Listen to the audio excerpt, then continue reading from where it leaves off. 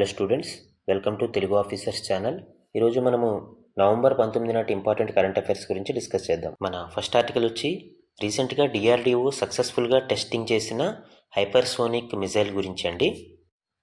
ఈ ప్రయోగం ద్వారా అమెరికా, రష్యా, చైనాల తర్వాత హైపర్సోనిక్ సత్తా కలిగిన దేశంగా భారతదేశం ఆవిర్భవించింది. అంటే ప్రపంచంలో మనము 4వ దేశంగా హైపర్సోనిక్ టెక్నాలజీని అందిపుచ్చుకున్న 4వ దేశంగా భారతదేశం ఆవిర్భవించింది.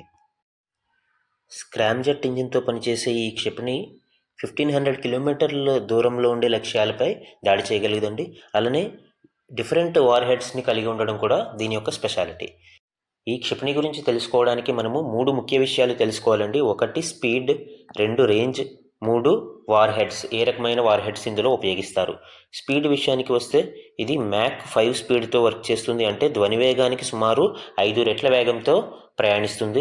2 రేంజ్, ఇది 1500 కిలోమీటర్ల దూరంలో ఉండే లక్ష్యాలను కూడా సులభంగా ఛేదించగలుగుతుంది. 3వది వచ్చి వార్ హెడ్స్.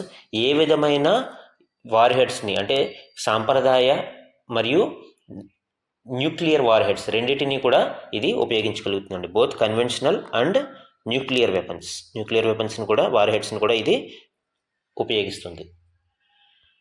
హైపర్సోనిక్ మిజైల్స్ గురించి ఇంకొంచెం డీప్గా మనము తెలుసుకోవాలని అనుకుంటే ఇవి ముఖ్యంగా 2 రకాలుగా ఉంటాయండి. Hypersonic glided vehicles and hypersonic cruise missiles. Hypersonic glided vehicles అంటే లైక్ బ్యాలిస్టిక్ టెక్నాలజీలో ఇది బ్యాలిస్టిక్ మిజైల్స్ లాగా ఇది ఉంటుంది. రెండవది హైపర్సోనిక్ క్రూజ్ మిసైల్. ఇది క్రూజ్ మిజైల్స్ని పోలి ఉంటుంది. సో రెండిటికి మేజర్ డిఫరెన్స్ ఏంటంటే even though hypersonic glided vehicles అనేవి బ్యాలిస్టిక్ విధానంలో పనిచేసినా కూడా ఇవి మాన్యువరబిలిటీని కలిగి ఉంటాయండి. అంటే బ్యాలిస్టిక్ మిజైల్స్ని మీరు అబ్జర్వ్ చేయండి. ఇన్ జనరల్గా బ్యాలిస్టిక్ మిజైల్స్ అనేవి ఇలాగా పైకి వెళ్ళి ఒక నిర్దిష్టమైన ఎత్తుని చేరుకున్న తర్వాత అవి ఫ్రీ ఫాల్ ఆ లక్ష్యం మీదకి పడుతూ ఉంటాయి. దీనివల్ల ఏం జరుగుతుంది, రాడార్కి అవి ఈజీగా కనిపెట్టే అవకాశం కలిగి ఉంటుంది. కానీ హైపర్సోనిక్ గ్లైడెడ్ వెహికల్స్లో మనము ఈ పాత్ని మరియు ఈ వేగాన్ని కూడా చేంజ్ చేసుకుంటూ ఎప్పటికప్పుడు ఆ రాడార్ని తప్పించుకుని టార్గెట్ని అటాక్ చేయొచ్చండి. సో ఈ విధంగా హైపర్సోనిక్ గ్లైడెడ్ వెహికల్స్ అనేవి రాడార్ నుంచి తప్పించుకోవడానికి అవకాశం ఉంటుంది. ఈ హైపర్సోనిక్ మిజైల్స్ అనేవి వీటి యొక్క స్పీడ్ మరియు అన్ప్రెడిక్టబుల్ ఆర్క్తో ఇవి శత్రు దేశాల మీద చాలా సులభంగా దాడి చేయగలుగుతాయి. వీటి యొక్క ఇంకొక స్పెషాలిటీ ఏంటి అంటే ఈవెన్ నేలమాళిగలలో ఉండే బంకర్ల మీద కూడా దాడి చేయగలిగే సామర్థ్యం ఇవి కలిగి ఉంటాయండి. అందుకే చాలా దేశాలు ఈ టెక్నాలజీని అందిపుచ్చుకోవాలని చాలా ప్రయోగాలు చేస్తున్నాయి. భారతదేశం ఈ టెక్నాలజీని అందిపుచ్చుకున్న 4వ దేశంగా ఇప్పుడు ఆవిర్భవించింది. మన నెక్స్ట్ ఆర్టికల్ వచ్చి హైడ్రోజన్ ఎనర్జీకి సంబంధించి అండి. ఈవెన్ విమానయాన రంగంలో కూడా హైడ్రోజన్తో నడిచే జెట్ ఇంజిన్స్ని తయారు చేస్తున్నారు అనేది ఈ ఆర్టికల్ మెన్షన్ చేస్తుంది. ఇందులో ముఖ్యంగా మనం నేర్చుకోవాల్సింది గ్రీన్ హైడ్రోజన్ గురించి, హైడ్రోజన్ ఎనర్జీ ఏ విధంగా తయారు చేస్తారు, వాటి యొక్క ప్రాసెస్లు, అలానే నేషనల్ గ్రీన్ హైడ్రోజన్ మిషన్ గురించి కొన్ని ఇంపార్టెంట్ పాయింట్స్ మనము ఇక్కడ నేర్చుకుందామండి. ఈ హైడ్రోజన్ ఎనర్జీని ఉత్పత్తి చేసే విధానాలలో ముఖ్యంగా 2 ప్రాసెస్లని మనం నేర్చుకోవాలండి. ఒకటి స్టీమ్ మీథేన్ రిఫార్మింగ్ ప్రాసెస్ అని, రెండవది ఎలక్ట్రోలైసిస్ అని. యాక్చువల్గా అరౌండ్ 90 to 95% మనము ఇప్పటికీ స్టీమ్ మీథేన్ రిఫార్మింగ్ ప్రాసెస్నే ఉపయోగిస్తున్నాం. ఇందులో ఏం చేస్తారండి, మీథేన్ని ఉపయోగిస్తారు, CH4. ఈ CH4 మీథేన్ని నీటి ఆవిరితో చర్యకి గురి చేసి అధిక ఉష్ణోగ్రత వద్ద ఈ హైడ్రోజన్ మాలిక్యూల్స్ని వేరు చేస్తారు. ఈ విధంగా లభ్యమైన హైడ్రోజన్ని మనము ఈ హైడ్రోజన్ ఎనర్జీకి ఉపయోగిస్తారు. ఇది ఒక ప్రాసెస్. జనరల్గా ఇండస్ట్రియల్ ప్రాసెస్లో ఎక్కువగా ఉపయోగిస్తున్న మెథడ్ ఇది. నెక్స్ట్ మెథడ్ వచ్చి ఎలక్ట్రోలైసిస్. దీనినే తెలుగులో జలవిచ్ఛిత్తి అంటామండి. అంటే ఈ వాటర్ని H2O వాటర్ని మనము విచ్ఛిత్తి చేయడం ద్వారా హైడ్రోజన్ మరియు ఆక్సిజన్ వాయువులుగా మారుస్తాం. ఇలాగ ఎక్స్ట్రాక్ట్ అయిన హైడ్రోజన్ని మనము క్యాప్చర్ చేసి హైడ్రోజన్ ఎనర్జీగా ఉపయోగించుకోవడాన్ని ఎలక్ట్రోలైసిస్ ప్రాసెస్లో ఈ హైడ్రోజన్ ఎనర్జీ మేకింగ్ అంటారు. ఈ ఎలక్ట్రోలైసిస్ ప్రాసెస్ కొరకు పునరుత్పాదక శక్తి వనరులను ఉపయోగించి హైడ్రోజన్ వాయువును ఉత్పత్తి చేసే అటువంటి హైడ్రోజన్ని మనము గ్రీన్ హైడ్రోజన్గా పిలుస్తామండి. ప్రపంచంలోని చాలా దేశాలు ఈ గ్రీన్ హైడ్రోజన్ మీద ఇప్పుడు ఫోకస్ చేయడం జరిగిందండి. అదేవిధంగా భారతదేశం కూడా ఈ గ్రీన్ హైడ్రోజన్ యొక్క ఉత్పత్తిని పెంచడం కోసం నేషనల్ గ్రీన్ హైడ్రోజన్ మిషన్ అనే దానిని లాంచ్ చేయడం జరిగిందండి. ముఖ్యంగా ఈ నేషనల్ గ్రీన్ హైడ్రోజన్ మిషన్, జాతీయ గ్రీన్ హైడ్రోజన్ మిషన్లో చాలా లక్ష్యాలు ఉన్నాయి. మేజర్గా మనము 2 ఇంపార్టెంట్ పాయింట్స్ని గుర్తుపెట్టుకోవాలి. ఒకటి, ఈ మిషన్ ద్వారా సుమారు 5 మిలియన్ మెట్రిక్ టన్నుల హైడ్రోజన్ని 2030 నాటికి మనము ఉత్పత్తి చేయాలి. అలానే సుమారు 50 మిలియన్ మెట్రిక్ టన్నుల గ్రీన్ హౌస్ గ్యాసెస్ని, కర్బనోద్గారాలని, ఈ హరిత వాయువుల్ని మనము తగ్గించాలి అనే లక్ష్యాన్ని కూడా 2030 నాటికి ఈ గ్రీన్ హైడ్రోజన్ మిషన్లో ఏర్పాటు చేయడం జరిగిందండి. ఇక్కడ చూడండి, గ్రీన్ హైడ్రోజన్ని ఏ విధంగా ఉత్పత్తి చేస్తారో అనేది మీరు అబ్జర్వ్ చేస్తే 2H2Oని రెన్యూబుల్ ఎనర్జీ ద్వారా మనము విచ్చిత్తి చేస్తే 2H2+O2 ఈ విధంగా లభ్యమైన హైడ్రోజన్నే మనము గ్రీన్ హైడ్రోజన్ అని పిలుస్తామండి. ఈ విధంగా లభ్యమైన హైడ్రోజన్ మనము గ్రీన్ హైడ్రోజన్ అని పిలుస్తాం. ఇక్కడ క్లియర్గా మనము యానోడిక్ రియాక్షన్ మరియు క్యాథోడిక్ రియాక్షన్ను అబ్జర్వ్ చేయొచ్చు. యానోడిక్ రియాక్షన్ దగ్గర ఆక్సిజన్ మరియు 4 హైడ్రోజన్ ఆటమ్స్ అనేవి ఏ విధంగా విచ్చిత్తి అయినవి, మళ్ళీ అది క్యాథోడిక్ రియాక్షన్ దగ్గర ఏ విధంగా 2H2 అనేది మనకి హైడ్రోజన్ గ్యాస్ ఉత్పత్తి అవుతుంది అనేది అబ్జర్వ్ చేయొచ్చండి. ఇక్కడ మనం గుర్తుపెట్టుకోవాల్సిన విషయం ఏంటంటే, పునరుత్పాదక శక్తి వనరుల్ని ఉపయోగించి ఈ జలవిత్తి చేయడం ద్వారా లభ్యమయ్యే గ్యాస్ని, హైడ్రోజన్ని మనము గ్రీన్ హైడ్రోజన్ అని పిలుస్తాము. ఇలాగ మనకి చాలా హైడ్రోజన్ టైప్స్ ఉంటాయి. Grey hydrogen, black hydrogen, pink hydrogen, ఇట్లాగా మనకి వివిధ రకాల హైడ్రోజన్ కలర్ కోడ్ కూడా ఉంటుంది. సో బట్ మనకి మేజర్ ఫోకస్ వచ్చి గ్రీన్ హైడ్రోజన్ అండి. మన నెక్స్ట్ ఆర్టికల్ వచ్చి controller and auditor general of ఇండియాకి సంబంధించి. కాగ్ అనేది one of the 4 bulwarks of Indian constitution. So అలాంటి ఒక అత్యున్నత సంస్థకి ఒక తెలుగువారు నియమించబడడం అనేది విశేషం. రాష్ట్రపతి ద్రౌపది ముర్ము గారు 15వ కాగ్గా కొండ్రు సంజయ్ మూర్తి గారిని నియమించడం ఇక్కడ మనం చూడవచ్చండి. సో ఇక్కడ మనం అబ్జర్వ్ చేయాల్సినది ఏంటండి, అపాయింటెడ్ బై ఎవరండి? President of India. కాగ్ని ఎవరు అపాయింట్ చేస్తారు? భారత రాష్ట్రపతి అపాయింట్మెంట్ చేస్తారు. అలానే ఆర్టికల్ 148 to 151 అనేవి కాగ్ గురించి తెలియజేస్తాయి. అలానే మనము salary, tenure, renewal of CAG ఇట్లాంటి విషయాలు కూడా మనం తెలుసుకోవాల్సి ఉంది. అలానే కాగ్ శాలరీని ఎవరు డిటర్మిన్ చేస్తారండి? పార్లమెంట్. కానీ ఇక్కడ మనము గుర్తుపెట్టుకోవాల్సిన విషయం ఏంటంటే, కాగ్ యొక్క శాలరీని అండ్ సర్వీసెస్ని అతను నియమింపబడిన తర్వాత కుదించడానికి అవకాశం లేదు. అలానే టెన్యూర్ విషయానికి వస్తే, అంటే పదవీ కాలం ఎంత అంటే 6 సంవత్సరాల వరకు పదవీ కాలంలో ఉంటారండి. లేదా అతను 65 సంవత్సరాల వయసు వచ్చే వరకు కూడా పదవీ కాలంలో ఉండవచ్చు. అంటే ఏది ముందుగా ఉంటే అంతవరకు అతను పదవీ కాలాన్ని కొనసాగించవచ్చు. అలానే రీఅపాయింట్మెంట్కి ఆప్షన్ ఉందా అంటే రీఅపాయింట్మెంట్కి అవకాశం లేదండి. కేవలం ఒకసారి మాత్రమే కాగుగా నియమించబడతారు. రీఅపాయింట్మెంట్కి అవకాశం లేదు. అలానే రిమూవల్ ప్రాసెస్ మనం అబ్జర్వ్ చేస్తే, సుప్రీంకోర్టు జడ్జి యొక్క రిమూవల్ ప్రాసెస్ ఏ విధంగా ఉంటుందో కాగ్ రిమూవల్ ప్రాసెస్ కూడా అదే విధంగా ఉంటుందండి. అంటే ఇతనిని ప్రెసిడెంట్ తొలగిస్తారు. ఏ విధంగా? పార్లమెంటు ఉభయ సభలలోనూ రెజల్యూషన్ స్పెషల్ మెజారిటీతో పాస్ అయిన తర్వాత 2 ముఖ్య గ్రౌండ్స్, ఒకటి ప్రూవ్డ్ మిస్బిహేవియర్ వల్ల కానీ, లేదా రెండవది వచ్చి ఇన్కెపాసిటీ కానీ.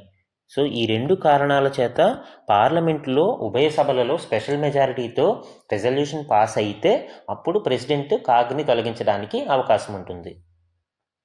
మన నెక్స్ట్ ఆర్టికల్ వచ్చి, ఢిల్లీలో వాయు నాణ్యత అనేది అత్యంత క్లిష్టంగా మారుతుంది, రోజు రోజుకి దిగజారిపోతుందండి. దానికి సంబంధించి ఈ ఆర్టికల్ ఇవ్వడం జరిగింది.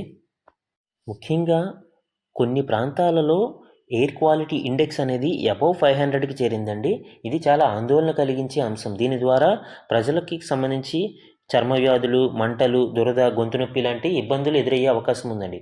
సో ఈ ఎయిర్ పొల్యూషన్ని తగ్గించడం కోసం ఢిల్లీలో గ్రేడెడ్ రెస్పాన్స్ యాక్షన్ ప్లాన్ 4వ దశని అమలు చేయడం జరుగుతుందండి. అంటే దీనిలో ఈ సివియారిటీని ఇంక్రీజ్ అయ్యే కొలది ఈ రెస్పాన్స్ యాక్షన్ ప్లాన్ అనేది మారుతూ ఉంటుంది. ప్రస్తుతం ఈవెన్ డీజిల్ వెహికల్స్ని కూడా ఢిల్లీలోకి ఎంటర్ చేయడానికి అనుమతులు ఇవ్వట్లేదు. Only LNG, CNG, electric, BS6 లాంటి డీజిల్ ట్రక్కులు మాత్రమే అనుమతి ఇవ్వడం జరుగుతుంది. అసలు ముందు మనము ఎయిర్ క్వాలిటీ స్టాండర్డ్స్ గురించి అబ్జర్వ్ చేస్తే, మనకి ఎయిర్ క్వాలిటీ స్టాండర్డ్స్ అనేవి 6 కేటగిరీల్లో ఉంటాయండి. సో ఇది గుడ్ టు సివియర్ అనే కేటగిరీస్లో మనం చూడవచ్చు.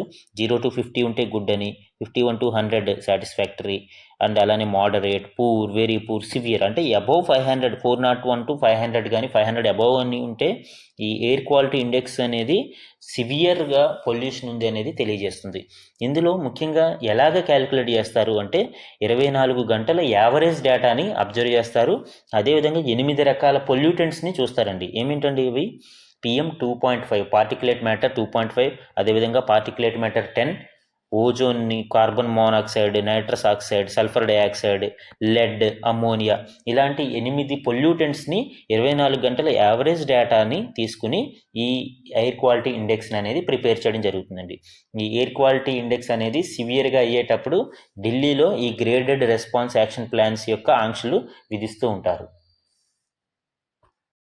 మన నెక్స్ట్ ఆర్టికల్ వచ్చి కేంద్ర ప్రాయోజిత పథకాల నిధుల విడుదలకు కేంద్ర ప్రభుత్వం కొత్త విధానాన్ని తీసుకురావడం జరిగిందండి. దానినే స్పర్శ అని పిలుస్తారు.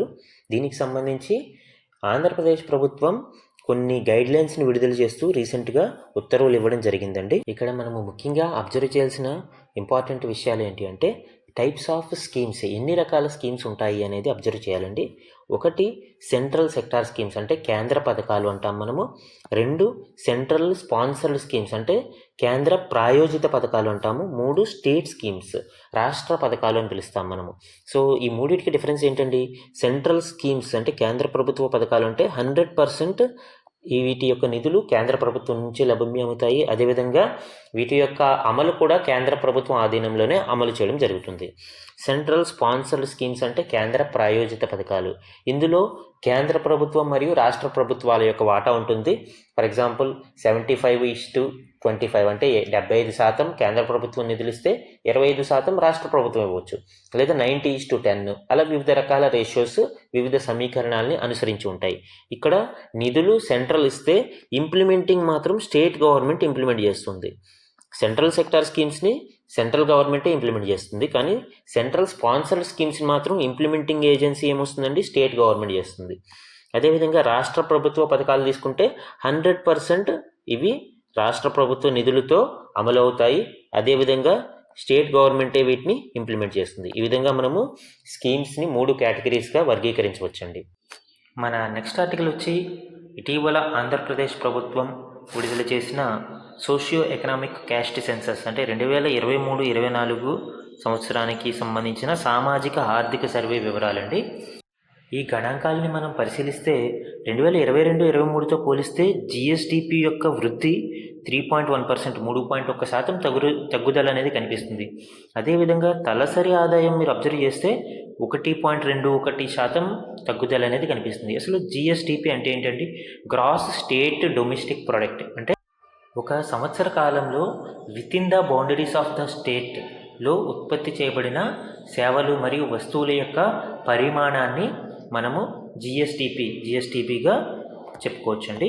సో ఈ GSDP యొక్క తరుగుదల అనేది ఈ 2023-24 ఆర్థిక సర్వేలో మనకి తెలియజేస్తుంది. 3.1% తగ్గుదల అనేది సూచిస్తుంది. అదేవిధంగా తలసరి ఆదాయం అంటే ఏంటండి? ఒక నిర్దిష్ట ప్రాంతంలో ఒక సంవత్సర కాలానికి అక్కడ ఉండే ప్రజల యొక్క సగటు ఆదాయాన్ని మనము పెర్ క్యాపిటా ఇన్కమ్గా చెప్పుకోవచ్చండి. So GSDP and per capita income అంటే మనకు అర్థమైంది.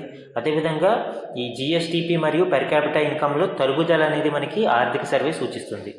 2022-23లో 13.5% ఉన్న GSDP 2023-24లో అది 10.4%కి తగ్గింది. అలానే తలసరి ఆదాయం అబ్జర్వ్ చేస్తే 11.49% నుంచి 10.28%కి తరుగుదల సూచిస్తుందండి.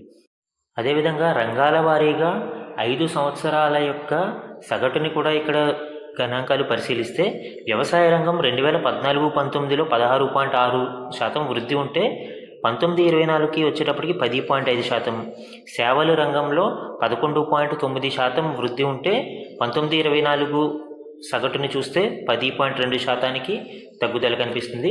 అయితే వ్యవసాయం సేవల రంగంలో తరుగుదల కనిపించిన పారిశ్రామిక రంగంలో మాత్రం 2014-19లో 11.9% వృద్ధి కనిపిస్తే 2019-24లో 12.9% వృద్ధి అనేది కనిపిస్తుందండి. సో ఇది 2023-24కి సంబంధించిన ఆర్థిక సర్వే యొక్క గణాంకాలు.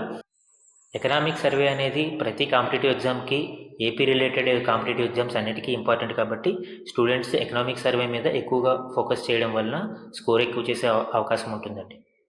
మన నెక్స్ట్ ఆర్టికల్ వచ్చి ఆర్టిఫిషియల్ ఇంటెలిజెన్స్, ఏఐకి సంబంధించి కృత్రిమ మేధ అంటాం మనం.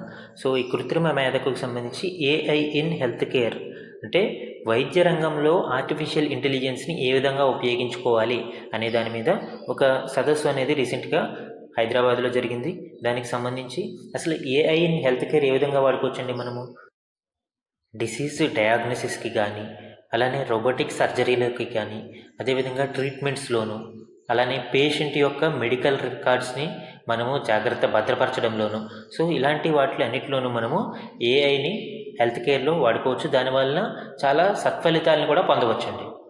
ఈ కార్యక్రమంలో తెలంగాణని ఏ విధంగా ఏఐలో ప్రపంచ స్థాయి కేంద్రంగా తీర్చిదిద్దాలి, అదేవిధంగా హైదరాబాద్ కేంద్రంగా ఇన్నోవేషన్ మరియు స్టార్టప్ల యొక్క వృద్ధి కొరకు centre for excellence in quantum కంప్యూటింగ్ని కూడా స్థాపిస్తాము అని తెలియచేయడం జరిగిందండి. మన నెక్స్ట్ ఆర్టికల్ వచ్చి దేశంలోని తొలిసారిగా కార్బన్ డైఆక్సైడ్ నుంచి ప్రయోగాత్మకంగా మిథనాల్ని తయారు చేయడం కోసం ప్లాంట్ని సింగరేణి ఆధ్వర్యంలో మంచిర్యాల జిల్లాలోని పెగడపల్లిలో దీనిని ఏర్పాటు చేస్తున్నారండి. కార్బన్ డైఆక్సైడ్ నుంచి మిథనాల్ తయారీ ప్రక్రియ అనేది 2 ప్రాసెస్ని కలిగి ఉంటుందండి. ఒకటి reverse water gas shift reaction. దీంట్లో కార్బన్ డైఆక్సైడ్ని హైడ్రోజన్తో చర్య గావిస్తే కార్బన్ మోనాక్సైడ్ మరియు వాటర్ అనేది ఉత్పత్తి అవుతాయి. ఇలా రిలీజ్ అయిన కార్బన్ మోనాక్సైడ్ని మళ్ళీ హైడ్రోజన్తో హైడ్రోజనేషన్ చేయడం ద్వారా మనము మిథనాల్ అనేది ఉత్పత్తి అవుతుందండి.